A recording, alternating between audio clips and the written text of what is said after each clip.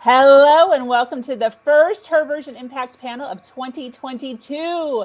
We are opening this year with a bang in the female community, speaking about everything motherhood. This will be a great broadcast for you to listen in on if you are an expecting mother, a new mother, if you have 6 little ones running around the house, and everything in between. If you are a dad, we would love your support also. We have women from all walks of life opening up about the smiles, the challenges, the laughter, and the realism of what motherhood is. I am super excited about this impact panel. Let's jump right in.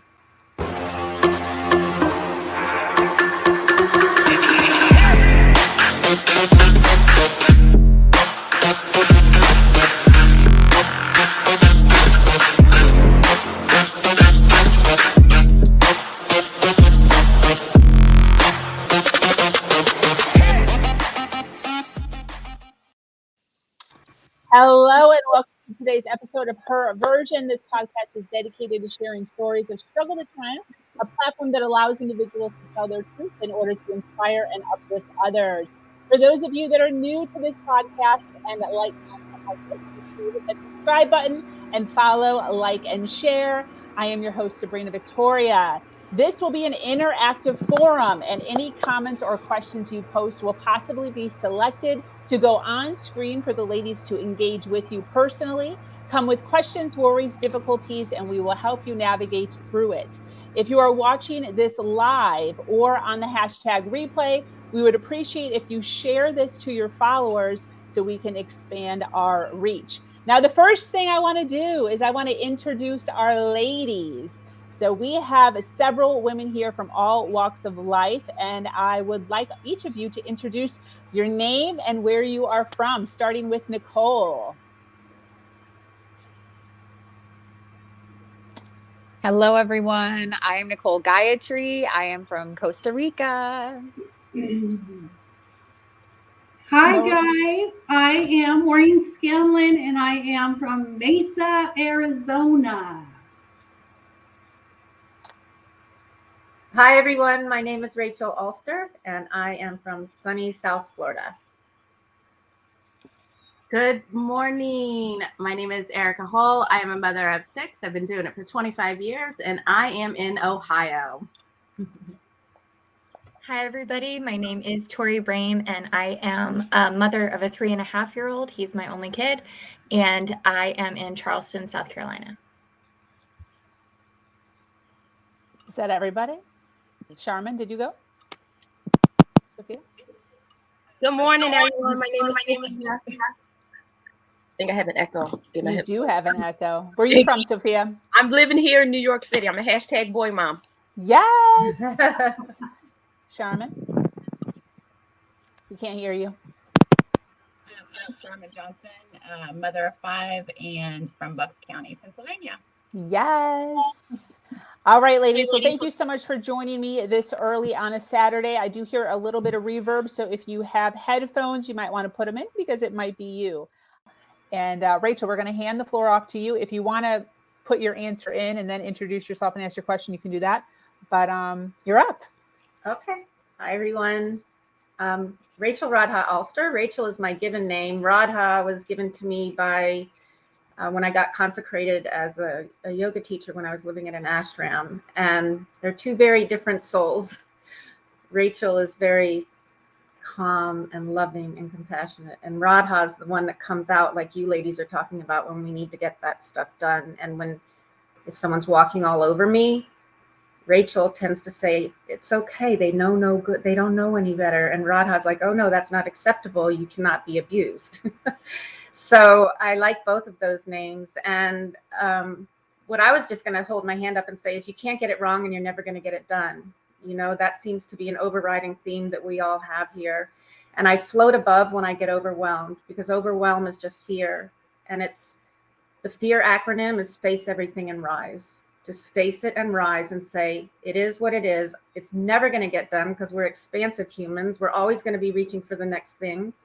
And when we know that, it's just going to keep going. And then my rocking chair theory is when I'm 90, God willing, 100, sitting in my rocking chair with my best friend at the beach, what are we going to be talking about?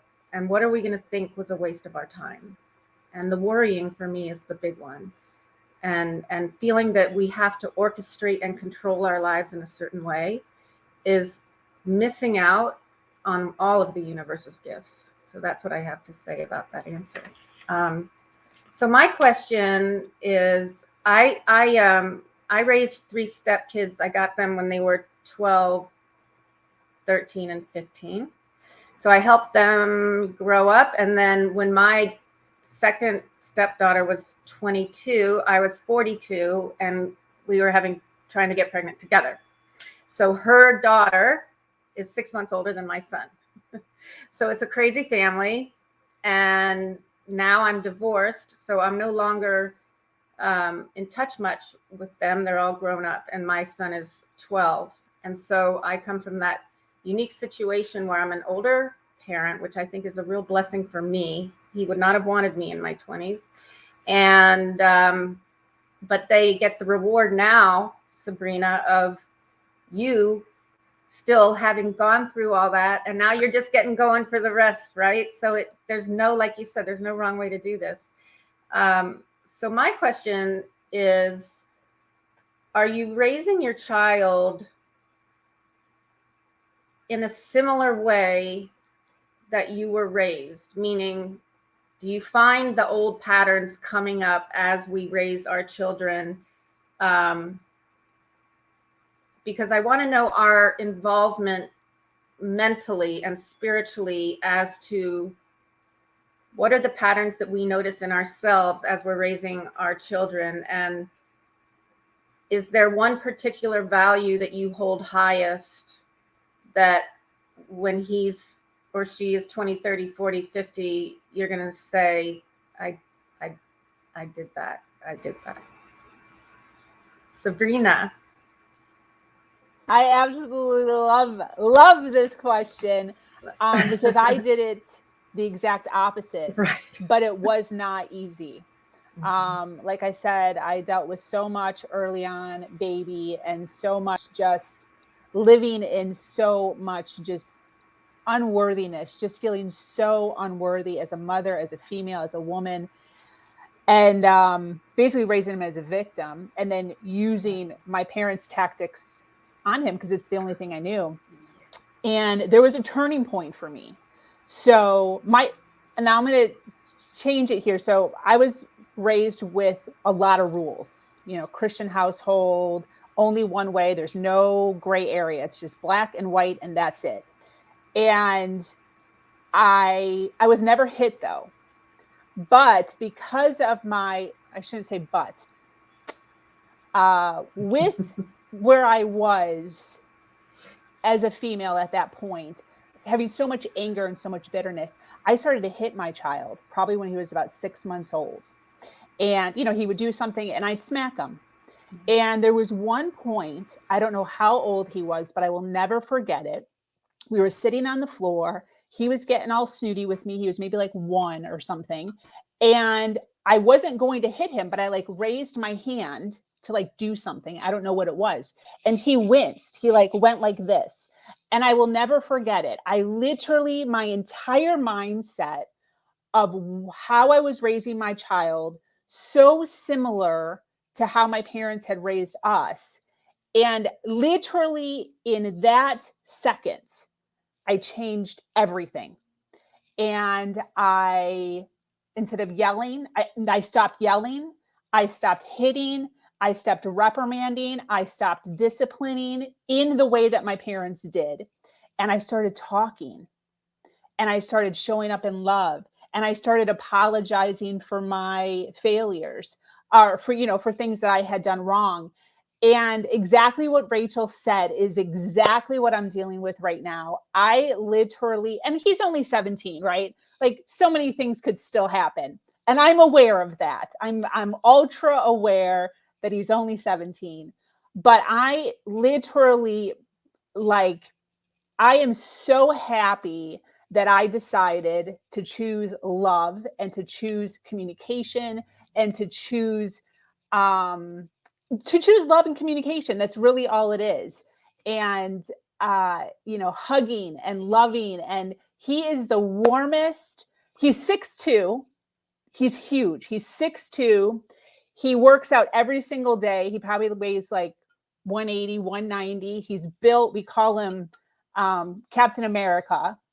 He's just gorgeous. But he loves me. He hugs me. He kisses me. He puts his arm around me.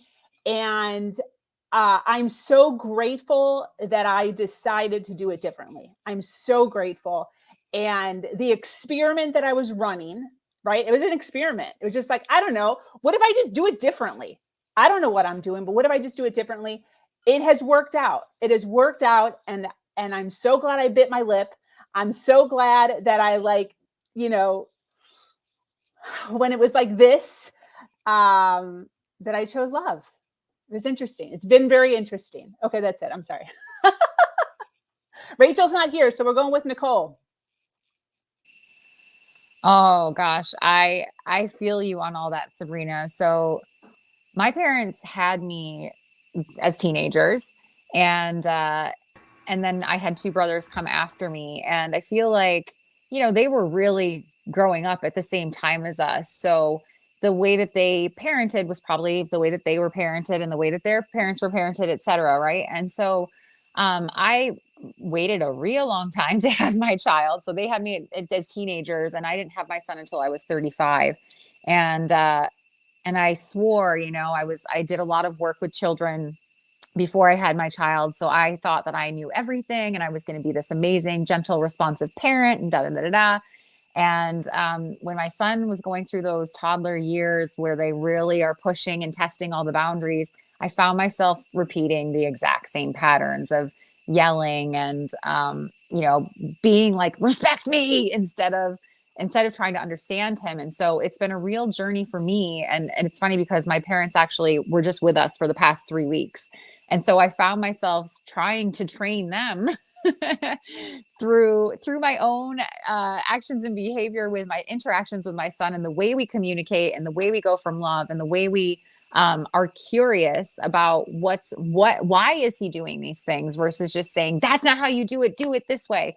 But it was so interesting to see how, when my parents were here, I watched my dad being so critical with my mom and how she does things. And so, and I saw that with my brothers as well. And so I was just like, it was this really beautiful, he said, an experiment as they were here for me to go, I see that would have been my immediate reaction as well. And yet I'm going to not say that. I'm going to come in and say, hey, why are you doing that? Like, oh, actually, that really makes sense. But you know what? Let me see if I can show you another way.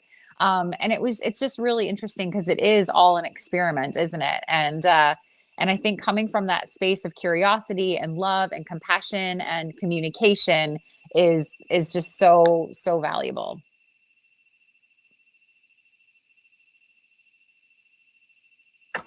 This is the 5th time I've been cut off by this internet. I so apologize. Sabrina, that lit up my world hearing that. I mean, you and I know each other pretty well. We went through training together on our certifications. So we've done some serious crying together. And Nicole, I agree too. I grew up with a really tough pilot, and it was his way or the highway. And it took me years and years and years to not seek approval of men. I went through many of them doing that, destroying them because my father kind of destroyed me. I get it. And we can undo all of this, I think, is my big takeaway, is at any moment we can let go of our past and redefine it. It does not have anything to do with why we came into physical now. We take that karma and we do it so that we know how it felt, so that we know how to rise above. And I just absolutely love that. Does anyone else want to hang in? Tori? So being bedridden during my pregnancy, I had a lot of time to think about what kind of mom I wanted to be. And so I was raised in a very strict Irish Presbyterian household. And so there were a lot of things about that I knew I didn't want to bring into, my mothering. But the main things that I focused on were like, what was the hardest part for me? Like, what was the most anxiety? And it was like, I would always feel very anxious when we were late to something. And so I like me getting my kid out the door, like, I mean, it is so streamlined and seamless, and he is never rushed. And like, even when he like doesn't have his shit together and like, you know, we're going to be late before he ever sees me frustrated. Like, that was something that was just really, really important to me. And then I also thought about like what my parents did that I really loved. And one thing is, so my parents, they had 6 kids, and for 15 years, they always had a kid in the bed. Like, they co-slept when they were infants, and then they just always had a kid in the bed. And it's like, my kid is, and then even when we left, like even when we moved out or whatever, my dad always said to each one of us, he looked us straight in the eye, nobody else is around, and he said, you can always come home. And so, like, after my divorce, he reminded me of that. He's like, you can always come home. He's in New Hampshire. I was in Indiana. I wasn't going to go home. But, like, you know, that is another thing that I always want to give to my kid is, like, I am always here for you. And so I feel like my parents did a really good job of that, and I wanted to pass that on as well. Wow, that's amazing. Yeah, I was brought up really old school also, like I mentioned, and there was never apologies, and I kind of walked on eggshells, and so I tended to date men that I had to walk on eggshells, you know. But my son, he at 12, he still falls asleep in my bed all the time when we're watching movies, and I'm never kicking him out. I don't care. He's going to walk out voluntarily because it's his decision to walk out. I got this huge freaking bed, and I'm not dating, and so we just go up there and we watch movies and we have a great time, and someone modeled that for me. A girlfriend did that with all 4 of her kids, and they are the most well-adjusted, beautiful children. So I'm never kicking my kid out until he walks away. Anyone else want to say anything about? Hi, Sharma. Did I say that right? Yes, it's Charmin.